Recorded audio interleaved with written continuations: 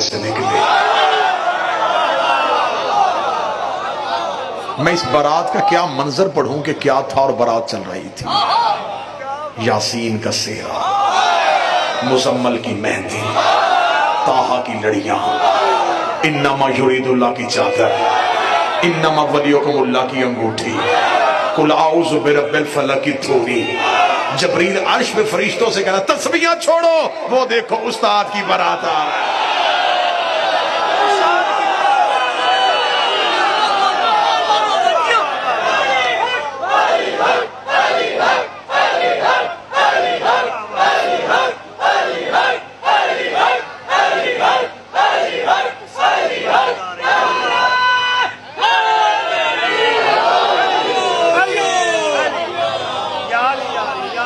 इस शान इस सज धज के साथ बारात घर से निकली। क्या कहने उस बारात के। जब बारात चलती है ना जी, तो कोशिश ये होती है कि रिश्तेदारों को ज्यादा अहमियत दी जाए, और जो रिश्तेदार की अहम पोस्ट पे हो ना जी, उन्हें ज्यादा आगे रखा जाता है, बल्कि उन्हें इसरार करके बुलवाया जाता है कि अगले घर में जाना है। उन्हें पता चले कि आम घर नहीं है, कोई बड़े घर है। अमीरुल मोमिनीन की बारात का रो पड़ा था।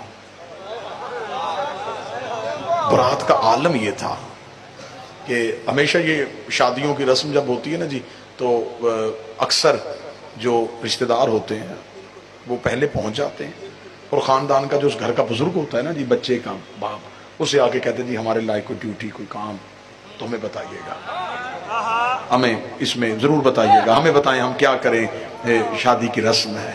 क्या कहने, 1.25 लाख नबी अबू तालिब से पूछ रहे थे कोई हुक्म।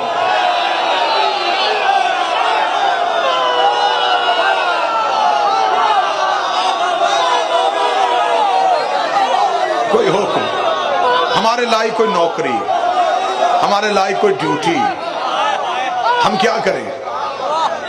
इतनी इजाजत तो है ना जी, थोड़ी देर के लिए इरफान की सैर हुई है तो तखय्युलात की दुनिया में जाकर जरा अली की बारात में शामिल हो जाए। और बारात में चुप बंदा बड़ा मशकूक होता है। उदास बंदे को बंदे इशारा कर करके दिखा रहे हो तो ये चुप क्यों है, ये उदास क्यों है। कोशिश करना जरा चेहरा इतना अच्छा हो जाए, माहौल इतना खुशगवार हो जाए कि यहाँ पे सिर्फ एक वीडियो कैमरा नहीं लगा, यहाँ पे मुल्तान अज़ादारी वाले कैमरा लेके नहीं आए, यहाँ पे अर्श से जबरील भी कैमरा लेके आया हुआ है, वो भी चेहरे भी देख रहा है और चेहरों पे रौनक भी देख रहा है। और वो जाके अर्श में जब कहे ना कि मेरे मालिक अबू तालिब बेटे तेरे का हक था, लेकिन चंद बंदे उदास थे, नस्लें बर्बाद हो जाती है जब अबू तालिब बद्दुआ दे देता। इनसे दुआ लेने के लिए अगली सत्र कहने लगा हूं, रस्ते में